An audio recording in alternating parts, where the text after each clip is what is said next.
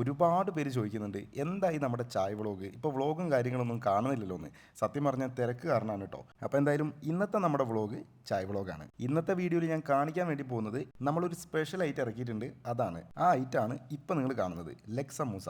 എൻ്റെ അറിവിൽ ഇത് മലപ്പുറം ജില്ലയിൽ വേറെ എവിടെ ഞാൻ കണ്ടിട്ടില്ല. ഇതിൻ്റെ ഫില്ലിംഗ് എന്ന് പറയുന്നത് ഒരു ചിക്കൻ ലെഗ് പീസ് ആയിരിക്കും. കണ്ടില്ലേ? എന്തായാലും ഇനി ചിക്കൻ ലെഗ് സമൂസ കഴിക്കണമെന്നുണ്ടെങ്കിൽ നമ്മുടെ ചായ വ്ളോഗിലേക്ക് പോന്നാൽ മതി.